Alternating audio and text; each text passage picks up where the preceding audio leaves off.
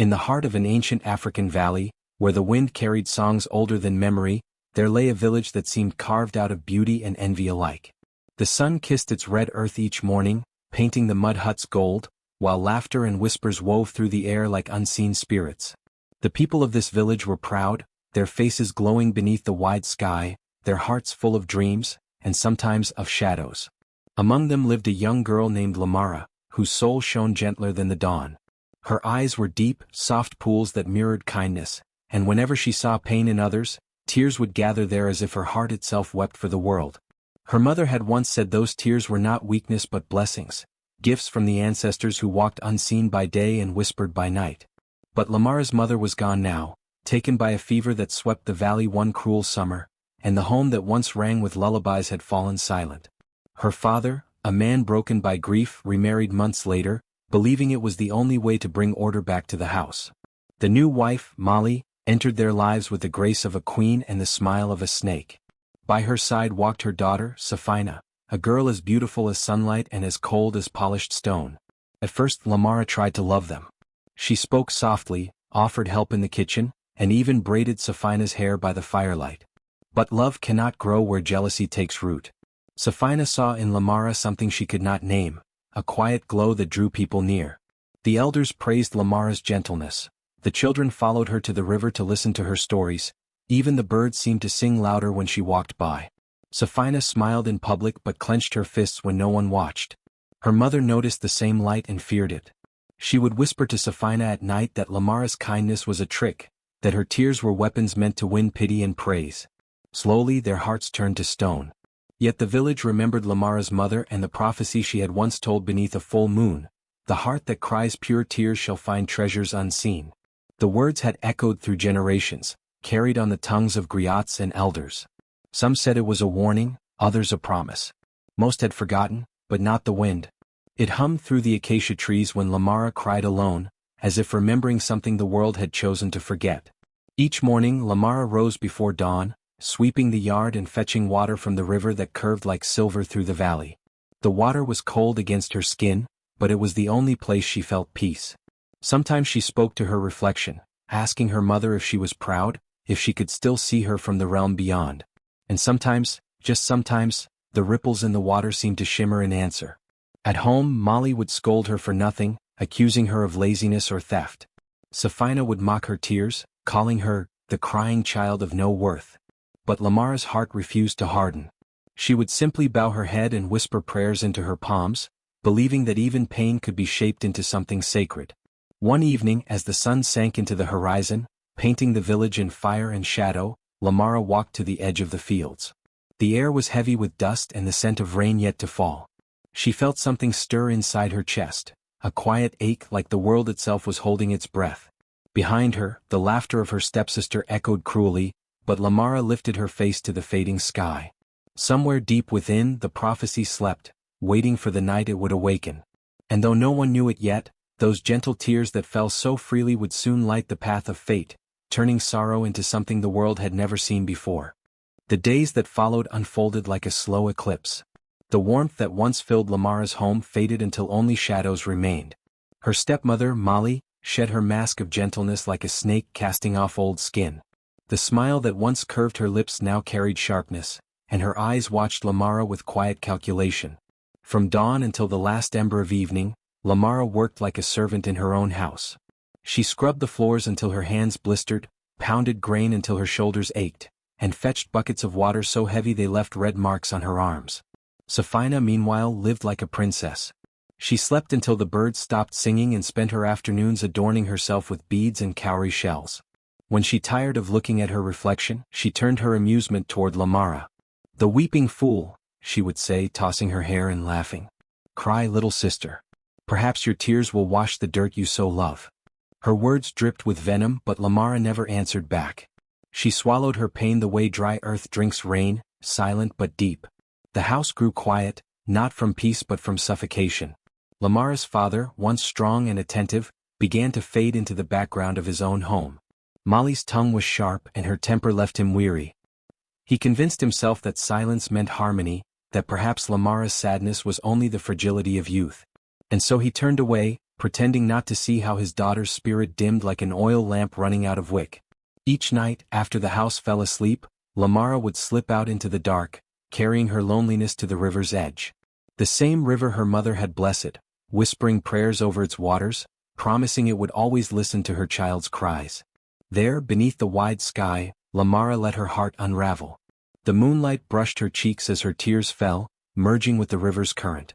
The water shimmered faintly, catching her sorrow in its depths. It seemed to hum to her, a low and ancient song that only the broken-hearted could hear. Sometimes she spoke aloud, telling the river everything she could not tell her father. The cruelty, the mockery, the way her heart ached from being unseen.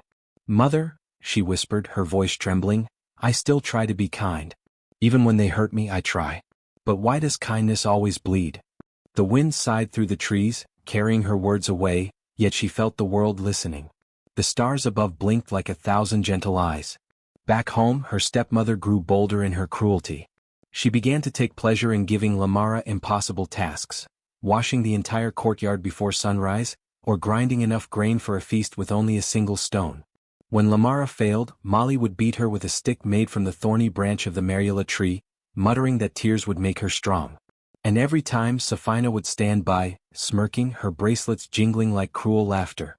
But what Molly and Safina did not understand was that suffering does not always destroy, it sometimes transforms. In the quiet corners of pain, Lamara's heart was learning endurance.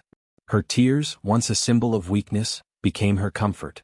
When her chores were too heavy, she prayed. When her body hurt, she sang softly, her mother's lullaby melting into the rhythm of her tears. The village began to notice the change.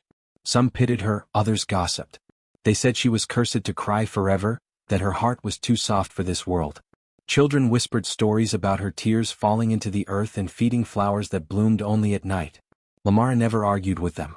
She simply smiled faintly because deep within she felt her mother's presence near those whispers, like hands resting gently on her shoulders. One evening, while carrying a basket of firewood, Lamara stumbled near the riverbank. The bundle fell, scattering across the mud. Exhausted, she sat down and looked at her reflection in the rippling water. Her face was pale, her eyes red, yet in that moment she saw something strange, a faint light beneath the surface, pulsing where her tears had once fallen. It disappeared as quickly as it came, but it filled her with warmth, a promise she couldn't name.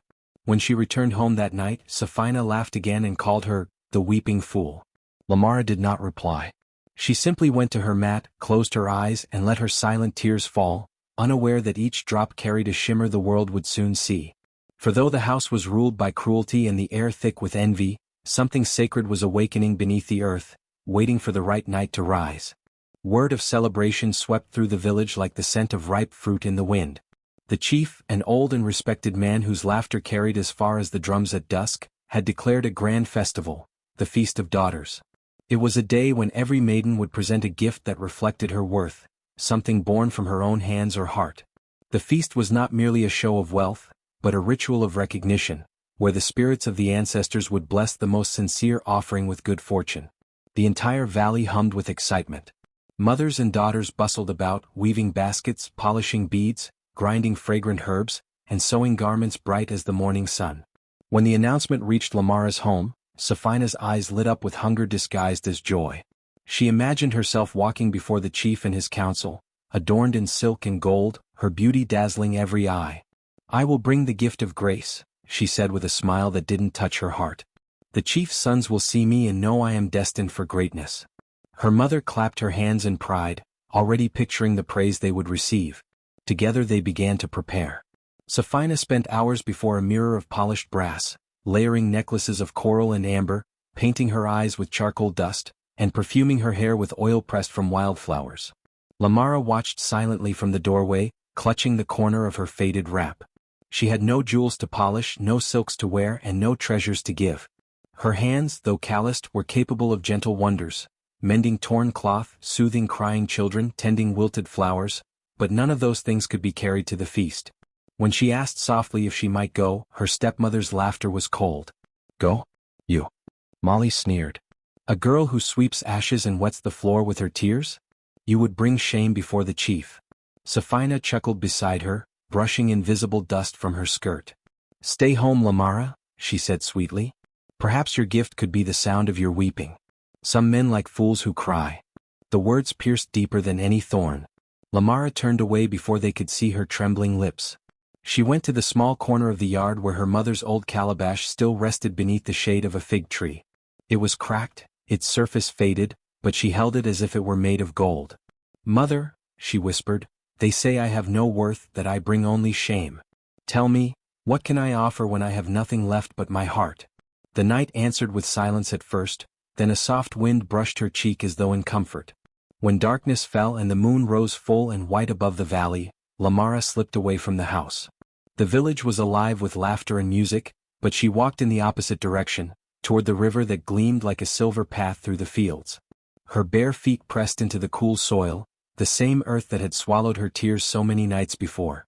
She sat by the bank, hugging her knees, watching the moon's reflection dance on the water. The drums from the feast echoed faintly in the distance, but here only the rhythm of her heartbeat kept her company. Tears welled up and spilled freely down her cheeks. "I wish my heart were enough," she murmured. "I wish my tears could show them who I truly am." Each drop struck the ground softly, sinking into the soil. At first there was only stillness, then a faint tremor ran through the earth, gentle as a sigh. The soil beneath her feet began to glow, a faint shimmer, like stars awakening underground. Startled, Lamara leaned closer. Tiny points of light pulsed where her tears had fallen, glowing brighter until they looked like scattered diamonds buried in the dirt. She gasped, her breath catching as wonder replaced her sorrow. The river's surface rippled though no wind blew, and she thought she heard her mother's voice carried faintly by the water. "The pure of heart shall never weep in vain." Her fingers hovered above the glowing ground, afraid to touch it, as if she might break the fragile miracle blooming there. When the light faded, she gathered a few of the tiny stones that remained. They were cool to the touch, each one shimmering with pale fire. She did not understand what had happened, but something deep inside her whispered that this was not just chance. It was promise, a gift born of sorrow, given by something greater than herself.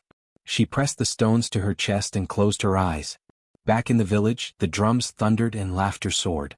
Safina's beauty dazzled the feast, but none could hear the quiet song of the river that night, or see how the moonlight kissed Lamara's tears until they turned into treasures unseen. The moon stood high and unblinking above the valley, its silver light spilling across the sleeping land like a blessing from forgotten gods. The village lay hushed now, the laughter from the feast fading into the distance until only the crickets sang. Lamara remained by the riverbank, her face streaked with tears that glimmered beneath the moonlight. She thought she had cried herself empty, yet sorrow has a way of finding new depths. Her chest rose and fell in quiet sobs, each breath trembling like a leaf in the wind. When the last tear slipped from her chin and fell upon the soil, something wondrous began to stir.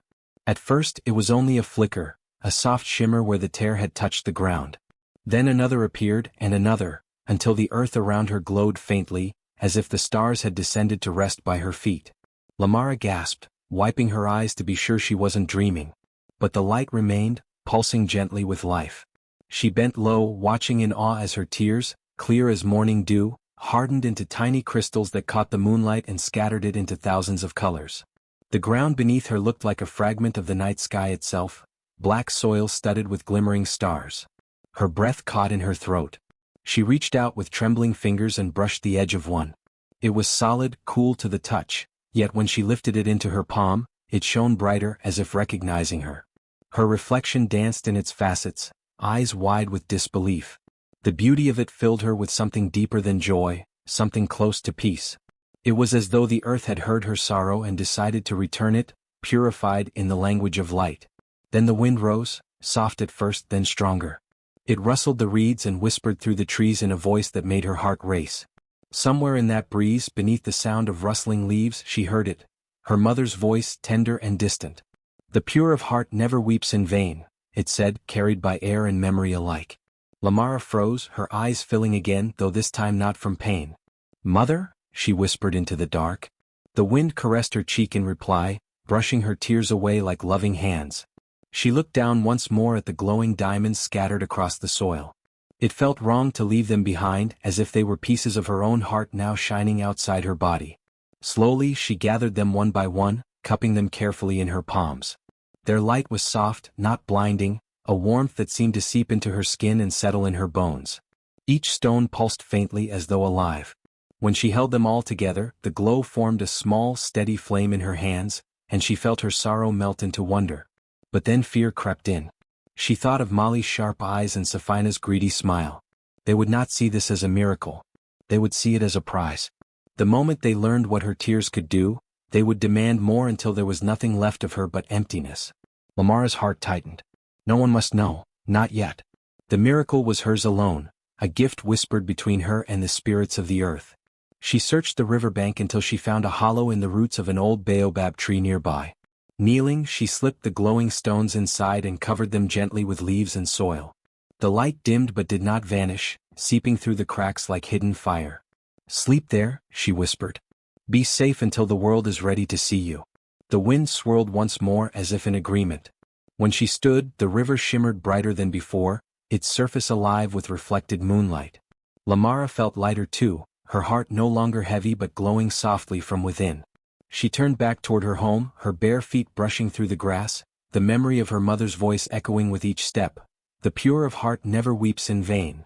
As she neared the village, the first rooster crowed, signaling dawn. The sky began to pale, streaks of pink and gold bleeding through the horizon. Lamara paused to look back one last time at the river. The spot where she had cried still gleamed faintly, a promise hidden in the earth. She pressed a hand to her chest and smiled through her exhaustion. For the first time in years, she felt that her tears had meaning, that pain could give birth to beauty if the heart remained true. She entered her hut quietly, lying on her mat before anyone could see her return. Sleep came to her slowly, wrapping her in the warmth of dreams where her mother's voice still sang. And beneath the ground by the river, the diamonds continued to glow, waiting for the day when their secret would no longer hide in shadow but shine before the world. The morning after the feast, when the echoes of drums had faded and the village began to return to its quiet rhythm, Safina awoke restless. Though she had dazzled the feast with her beauty and grace, she could not forget the strange calm on Lamara's face when she had stayed behind. There was something haunting in the way her stepsister had looked at the moon the night before, something unbroken despite humiliation. Envy, sharp and hot, stirred in Safina's heart. She had everything Lamara lacked: jewelry, fine clothes, her mother's favor. Yet it was Lamara who carried a light that refused to die. That afternoon, as Lamara went about her chores, Safina pretended to nap. But when the sun began to sink behind the acacia trees, she rose quietly and followed at a distance. She watched Lamara slip through the narrow paths, carrying her empty calabash toward the river. The air smelled of wet soil and tamarind, and the world had fallen into the soft hush that comes just before night. Safina hid behind a thick bush, her eyes gleaming with curiosity and spite. She saw Lamara kneel near the water, her hands folded, her head bowed. The moon had just begun to climb, and its reflection wavered across the river like a silver thread. For a while there was nothing unusual, only Lamara's soft sobs carried by the breeze. But then Safina's eyes widened. The ground around Lamara began to glow faintly, the same strange shimmer as the night before. Safina covered her mouth to stifle a gasp as she saw tiny crystals form where Lamara's tears touched the soil. They shone like drops of living light, scattered across the earth. Lamara bent to pick them up, holding them in her palm as though gathering stars. Safina's breath came fast. Diamonds, it had to be. Real diamonds born from Lamara's tears. She crouched lower, her heart pounding. She waited until Lamara left, hiding the stones once more near the great baobab. When Lamara disappeared into the darkness, Safina ran to the spot, digging frantically with her bare hands. The soil was still warm. She found nothing but faint traces of light fading between the roots. Still, it was enough. She had seen enough. Her footsteps thundered back home. Molly looked up in surprise as her daughter burst into the hut, eyes wild with excitement. "Mother," she hissed, gripping her arm. "You won't believe what I've seen." Lamara's tears, they turn into diamonds. Molly blinked, then frowned. "Speak sense, girl." "I saw it with my own eyes," Safina insisted. She wept by the river and the ground began to glow. The dirt became filled with shining stones, like pieces of the moon. For a moment Molly said nothing. Then a slow smile crept across her lips, thin and sharp. "So," she murmured, "the weeping fool hides treasures under her sorrow." She turned to Safina, eyes glinting like a serpent's. "Then we shall make her cry again, but this time the diamonds will belong to us." That night they waited until Lamara had finished her chores. Then Molly called her gently, her tone sweet as honey but heavy with hidden malice. "My daughter," she said softly, "come sit with us. You've worked so hard. Rest a while."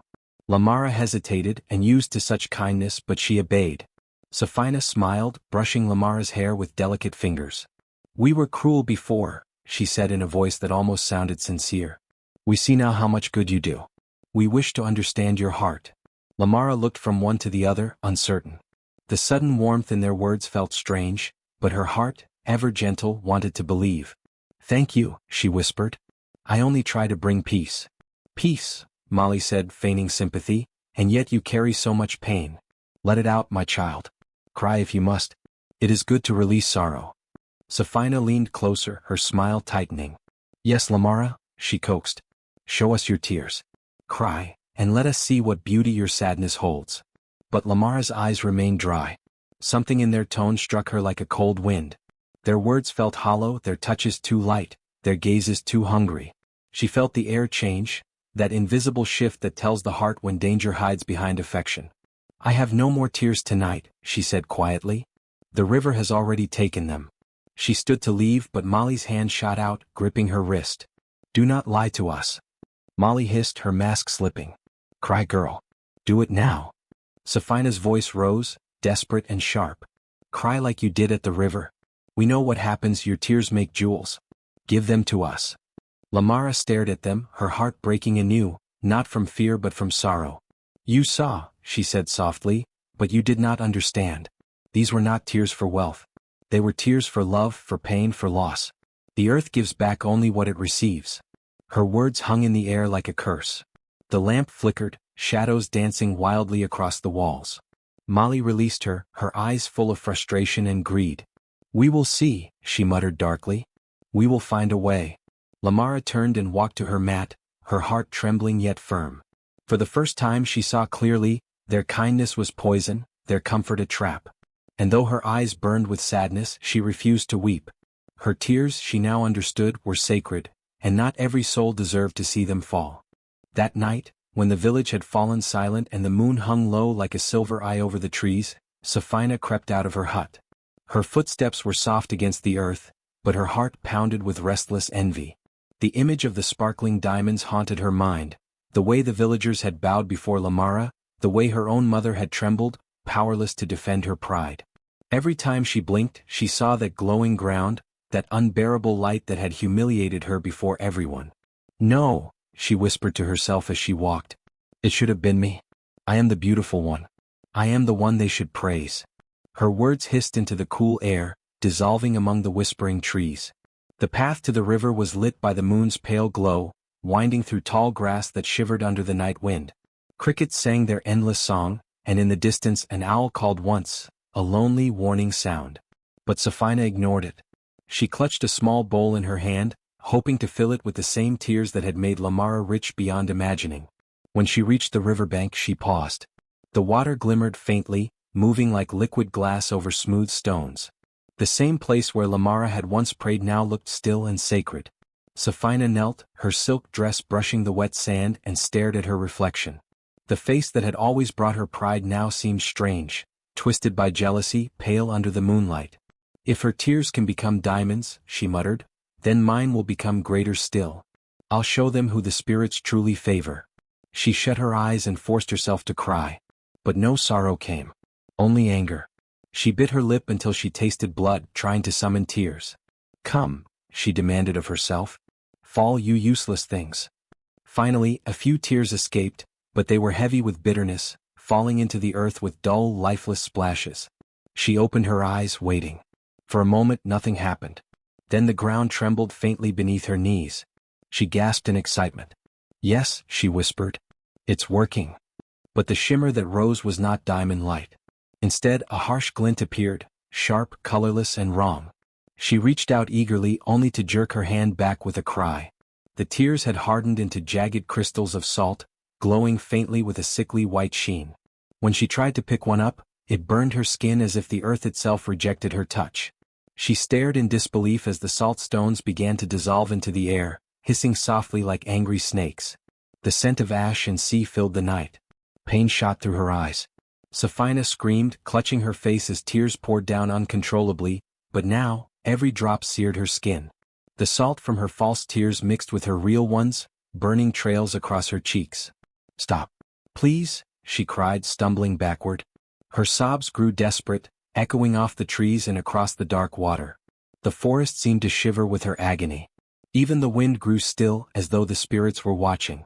Then, through the rush of pain and terror, she heard a faint whisper, deep and ancient, like the river speaking itself. "The earth knows truth," it murmured. "The heart that weeps for gain shall drown in its own thirst." Safina froze. The sound seemed to come from everywhere at once, from the ground, from the water, from within her own chest. Her legs gave way and she fell to her knees, sobbing. The more she cried, the worse the burning grew, until she could no longer open her eyes. The river's surface rippled, as though pitying her but refusing to intervene. When her screams finally faded into broken whimpers, the forest exhaled, a long sigh that stirred the grass and carried her suffering into the distance. Somewhere, a hyena howled, eerie and mournful. The night swallowed the sound, leaving only the crackle of leaves and the soft hiss of the salt dissolving back into the earth. When dawn finally touched the village, the women fetching water found her lying by the river, her once perfect face marred by pale streaks where the salt had burned her. Her eyes were red, her spirit quiet. They whispered to one another and carried her home, their voices heavy with fear. No one dared speak of greed aloud that morning. From that day forward, the villagers told their daughters never to fake sorrow for reward, never to mock pain that comes from purity. "For the river sees all hearts," they said, "and the earth does not forget false tears." Safina's cries became a warning whispered from mother to child, that envy, once born, burns hotter than any flame, and the heart that weeps for greed shall never find peace.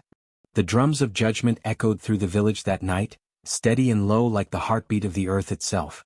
The moon hung high above, round, watchful and silent, bathing the great meeting ground in silver light. The air was thick with whispers as villagers gathered, forming a wide circle around the sacred stone of council. It was said that under the full moon, truth itself walked among men, and no lie could hide from its gaze. At the center of the circle stood Lamara, her posture calm though her heart trembled beneath her chest. She wore her mother's old wrap, faded but clean, her eyes steady and clear. Across from her stood Safina, her once bright beauty dulled by pain and anger. The marks from the salt still lingered faintly on her cheeks, pale scars against dark skin. Her mother hovered behind her, clutching her arm, both women burning with humiliation and rage. The chief, an old man with eyes that had seen too many betrayals, raised his carved staff. The murmuring died instantly. "We gather," he said, his voice deep and solemn, "to weigh the hearts of two daughters of this village. One is said to cry diamonds from her eyes. The other calls her sister a witch who deceives the people. The moon shall bear witness tonight." He turned to Lamara. "Child, speak your truth." Lamara bowed her head slightly. "I have no magic, great chief," she said softly. "Only the tears my heart gives. When sorrow fills me, the earth answers. I did not seek it and I did not use it to harm." Her words carried no defense, only honesty, and that quiet strength stilled many hearts in the crowd. Safina's voice broke in, sharp and trembling. "Lies?" she cried. "She tricks you all with sorcery. Her tears blinded me and shamed our family. The spirits curse her, not bless her." Her mother nodded furiously. "It is true, my lord. We have seen her summon light from the dust. No mortal can do such things without darkness guiding her." A murmur rose among the villagers. Some nodded, fearful. Others frowned, remembering Lamara's gentleness. The chief's wife stepped forward, her tone even. "Let the moon decide," she said. "If her tears are born of evil, they will turn to ash under its light. But if they are pure, they will shine as they did before." The chief nodded. "So it shall be." He gestured for both sisters to kneel before the sacred stone. The villagers held their breath as Lamara closed her eyes. She thought of her mother, of all the pain she had endured in silence, the loneliness, the cruelty, the endless yearning to be loved. Her heart swelled with sorrow and forgiveness all at once. A single tear slipped free, falling to the ground beneath her. At first it looked like ordinary water, glistening faintly under the moon. Then as the light deepened, it began to shimmer, softly at first, then brightly until a diamond sparkled in the dust. A collective gasp rippled through the crowd. The moonlight seemed to dance upon it, alive and holy. Safina's eyes widened in disbelief. "No," she shouted. "It's a trick. She used something." The chief turned toward her, his expression grave. "Then show us," he said. "Let your tears speak too." Safina's hands shook as she tried to summon them, her chest heaving with anger. But when tears came they fell heavy and dull. Under the moonlight, they glistened only for a heartbeat before hardening into white crystals, coarse salt, the same that had burned her flesh. The villagers recoiled in horror. The chief struck his staff on the ground, the sound echoing like thunder. "The spirits have spoken," he declared. "The moon bears no false witness. The one whose tears bring salt carries envy in her soul. The one whose tears bring light is touched by truth." Safina collapsed where she knelt, sobbing, but no one comforted her. Her mother tried to speak, to protest, but the chief's gaze silenced her. "You woman," he said sternly, "brought deceit into your home. You raised your daughter on pride and poisoned her heart with envy. From this night, the blessings of the ancestors shall turn from your door." The villagers murmured their agreement. A heavy shame hung over Safina and her mother like a shadow. Their once proud faces bowed low as the people turned their eyes away. Meanwhile Lamara knelt quietly, her tears drying upon her cheeks. The elders approached and laid their hands gently on her head. "Child," one said, "the spirits of truth walk with you. Guard your heart well, for purity is a gift that envy cannot touch." The moonlight deepened, flooding the clearing with its glow, as though the heavens themselves approved the judgment. Lamara rose, her spirit trembling yet free. For the first time in years she felt the warmth of acceptance, not because of diamonds but because truth had finally found its voice. And as the crowd dispersed, the villagers whispered a news saying that would live on long after the moon set. "The heart that cries in truth feeds the earth with light, but false tears salt the soul forever." Morning broke over the village in a golden haze, the kind that made the river shimmer like molten glass and the trees glow with new life. Word of the moon's judgment had spread far beyond the valley. Travelers, merchants, and neighboring clans came to see the girl whose tears turned into diamonds. They called her Lamara, the Diamond Maiden, a name whispered with reverence as though it carried the power of the spirits themselves. Yet Lamara wore no crown, no jewels. She still walked barefoot along the same river where she had once wept in solitude, her eyes soft with kindness, her smile quiet and knowing. The chief sent for her that morning. As she entered the council hut, she found elders, healers, and village mothers gathered in a circle. The air smelled of sage and river mist.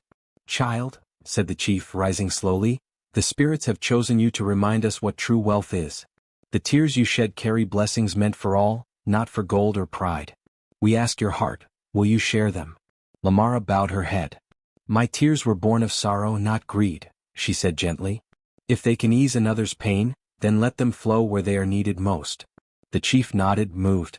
A new tradition was born that day. The healers would bring the sick and weary to the river, where Lamara's tears would fall into the water. The diamonds that formed were small, delicate, and full of light. Crushed into powder and mixed with herbs, they cured fevers, soothed burns, and calmed restless spirits.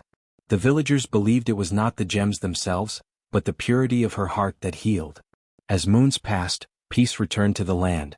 The fields bore richer harvests, the river ran clearer than ever, and laughter replaced whispers of envy.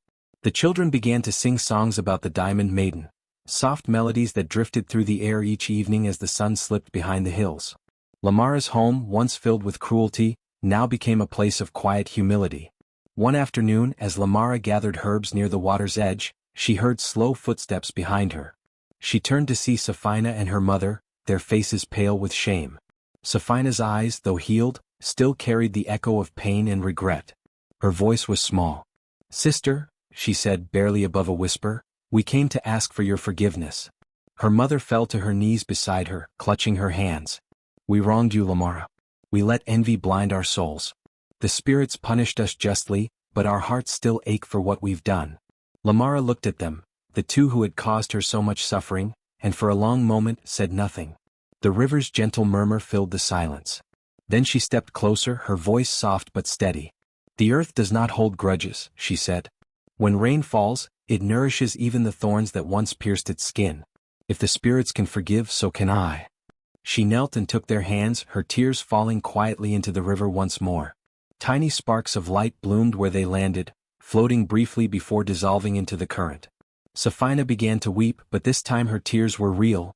No greed, no bitterness, only repentance.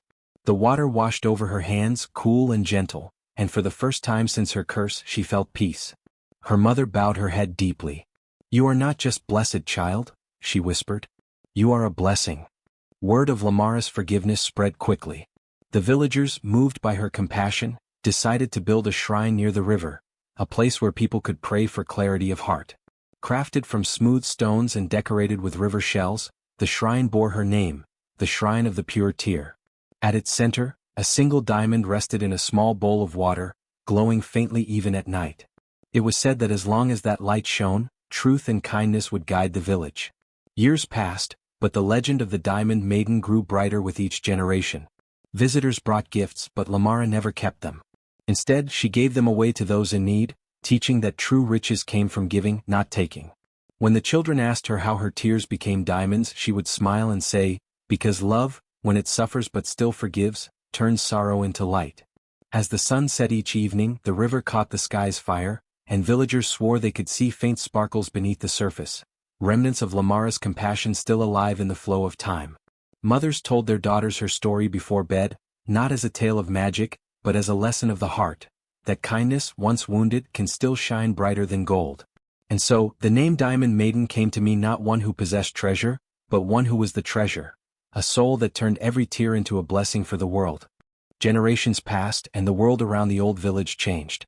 New huts were built, fields stretched wider, and drums beat to the rhythm of new celebrations. Yet one thing remained untouched, the river where Lamara once wept. Its waters still flowed with the same soft murmur, its surface still shimmered when the moon rose high.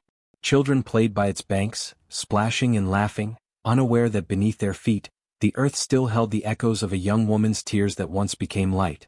At night, when the sky spread its blanket of stars across the land, the elders would gather the children around the great fire in the village square. The flames flickered, casting golden shapes on their weathered faces as they spoke in voices heavy with memory.